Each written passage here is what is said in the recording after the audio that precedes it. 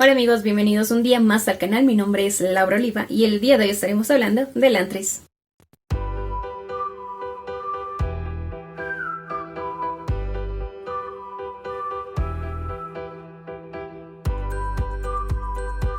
Elantris fue hermosa en otro tiempo.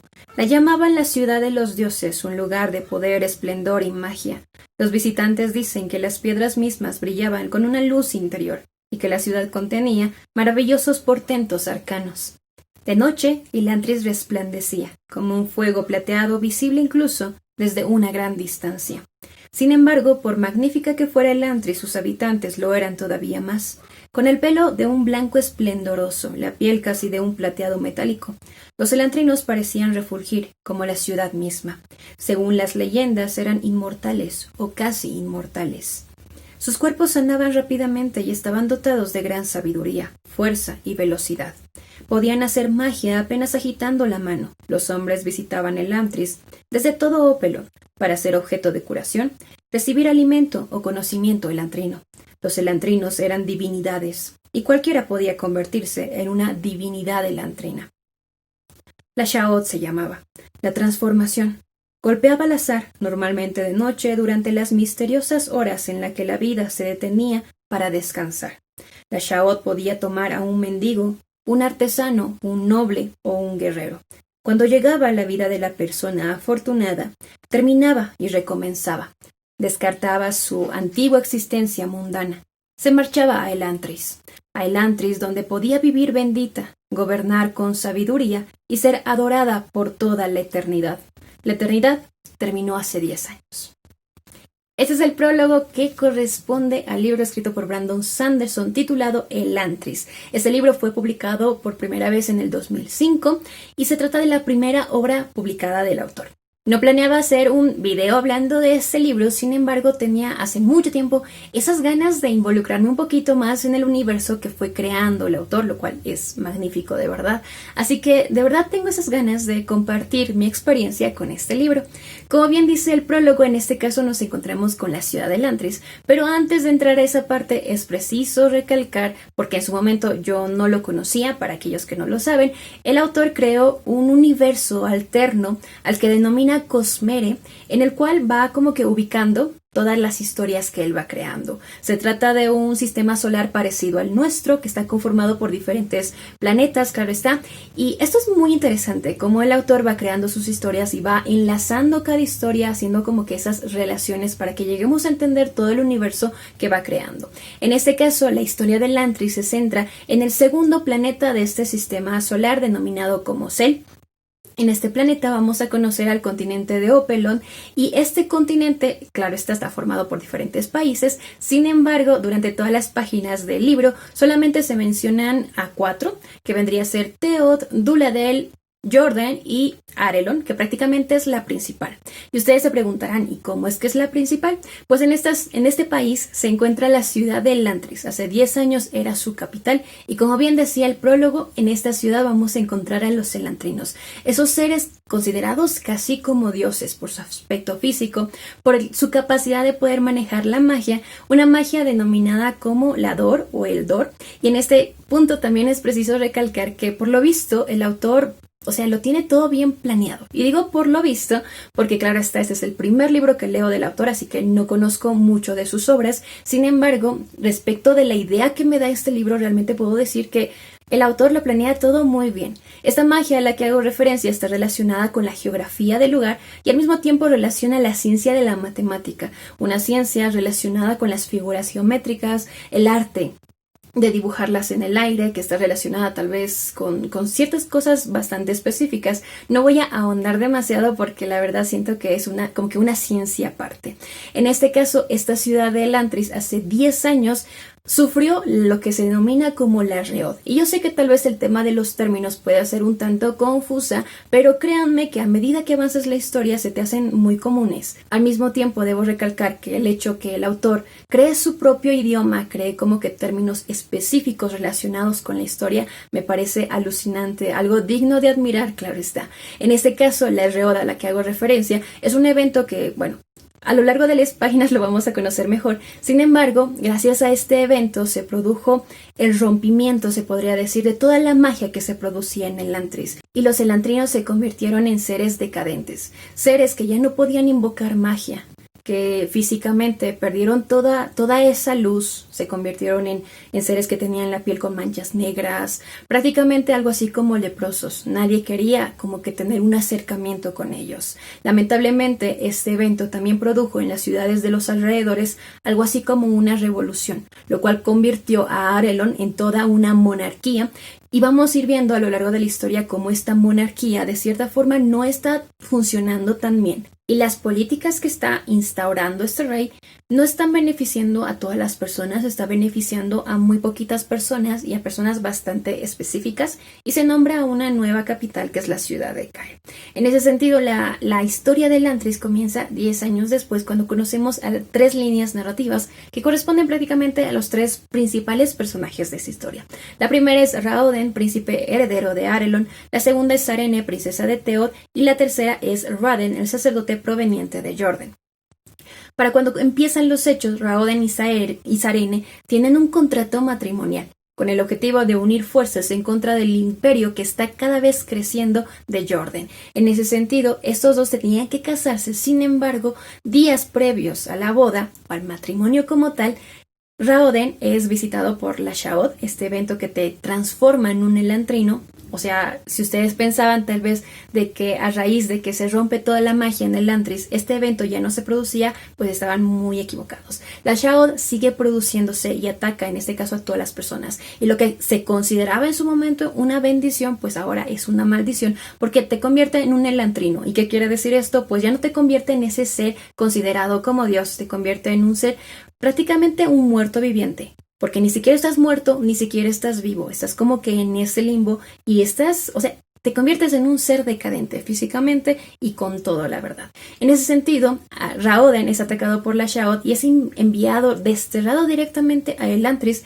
su padre, el rey. Como que empieza a decir que no, que él simplemente murió, apareció muerto y pues hay que velarlo, hay que enterrarlo y bla, bla, bla.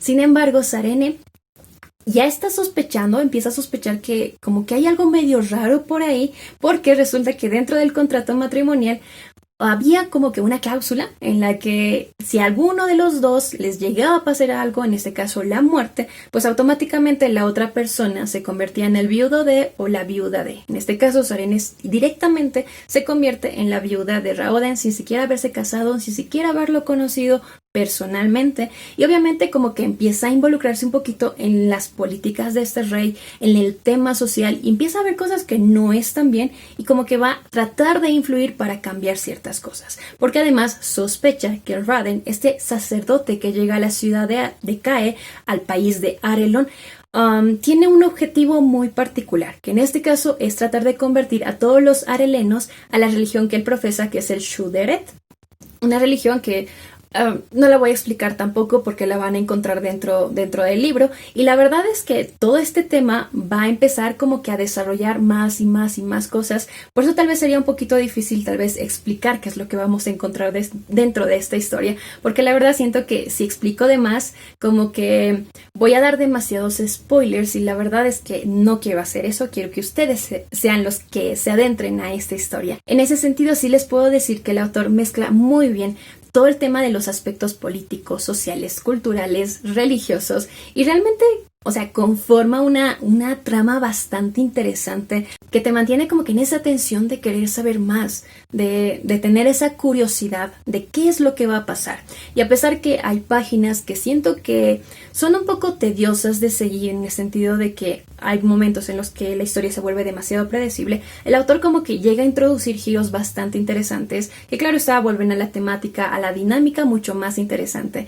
Me gusta mucho la forma en la que escribe el autor. De hecho, puedo destacar mucho el realismo de sus personajes. En este caso, si hablamos de los 3 principales personajes, Sarene es un personaje femenino bastante fuerte.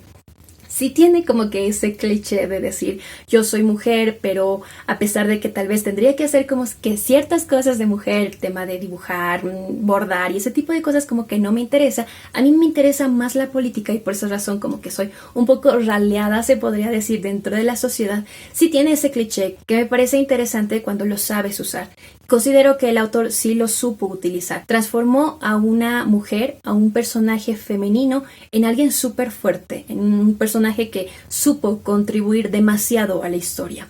Si hablamos de Raoden, también es un personaje, tal vez el príncipe ideal, porque es de esos personajes que empatiza mucho con la sociedad, que prácticamente todo lo que hace pues le sale bien al final de cuentas. Sin embargo, siento que su contribución a la historia es muy importante, porque prácticamente es el que nos ayuda a dar como que esos giros interesantes a la trama y a lo que está sucediendo. Por lo tanto, tiene una participación, yo podría decir tal vez la más importante. Sin embargo, el personaje que más destacó dentro de esta historia es Raden, el sacerdote proveniente de Jordan, porque siento que tiene un desarrollo y una evolución mucho más realista.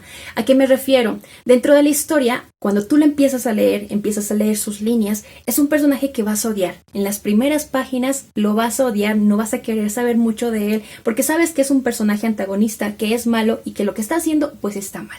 Sin embargo, a medida que desarrolla la trama de este personaje, te das cuenta que es un personaje muy realista, en el sentido de que empieza a tener como que debates con su propia conciencia, empieza a tener un desarrollo y como que tiene conflictos en su interior acerca de su fe, acerca de lo que está haciendo, de realmente preguntarse si está bien o no está bien, y bueno, realmente contribuye muchísimo, muchísimo a la historia, y para mí es el mejor personaje en cuanto a desarrollo y evolución real que tuvo dentro de la historia. Si hablamos de personajes secundarios, también siento que cada uno contribuye bastante a lo que va sucediendo, y a pesar de que son secundarios, siento que puedes llegar inclusive a encariñarte con algunos cuantos que llegan a aparecer. La trama es muy interesante, lo vuelvo a decir, o sea, esos aspectos y la manera en la que el autor como que entremezcla todo y te presenta algo que tú dices, wow. Por lo visto, y lo vuelvo a repetir, todo lo que nos vaya contando sí tiene como que un trasfondo, sí hay un porqué, así que tal vez si sienten que en algún momento va muy lento, créanme que solo tienen que tener paciencia porque va a llegar a algún lugar, o sea, no es que el autor suelte las cosas así porque sí, todo tiene una razón de ser. Y después de decirles todos esos aspectos que me gustaron mucho de la narrativa y de la trama que tiene este libro, yo sé que tal vez llegue a sonar un poco extraño lo que voy a decir, pero yo lo califiqué con 4 estrellas. No es una mala calificación, pero tal vez ustedes se preguntan, ¿y por qué no 5 estrellas si me estás contando esto? Si alguien viene y me cuenta todo lo que yo estoy diciendo, seguramente voy a decir, quiero leer este libro, pero la verdad es que a pesar de que está tan bien escrito, tan bien desarrollado, siento que el tema de ser tan analítico, tan metódico ciertas cosas, como que vuelven a la trama un poco más fría. A mí me faltó emoción, o sea, si hablamos de fantasía épica, siento que es un aspecto muy importante que en este caso sí le falta, o al menos es lo que yo no llegué a sentir, no sentí como que esa emoción, ese cariño con los personajes.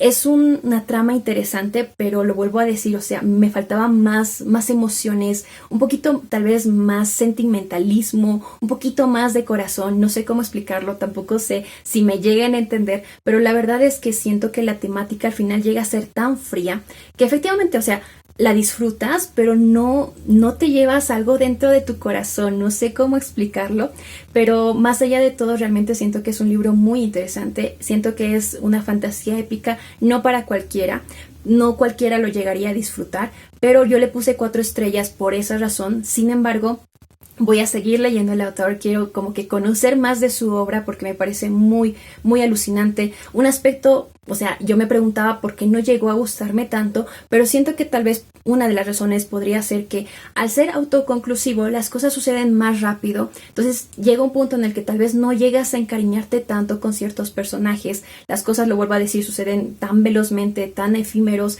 que no te llegas a encariñar tanto ni con la historia ni con los personajes. Puede ser una opción, no lo sé, pero más allá de todo sí siento que es un libro que se puede disfrutar, que es interesante cómo entremezcla tantas tantas cosas y llega un punto en el que realmente te das cuenta que es una historia que funciona, una historia que te presenta tantas cosas que puedes sacar reflexiones, que no sé, la verdad es que sí lo disfruté hasta cierto punto, pero no llegó a colmar todas mis expectativas por esa parte tal vez sentimental, porque si hablamos de un libro de fantasía es lo que tal vez yo buscaría. Sin embargo, sí les aconsejo muchísimo leerlo.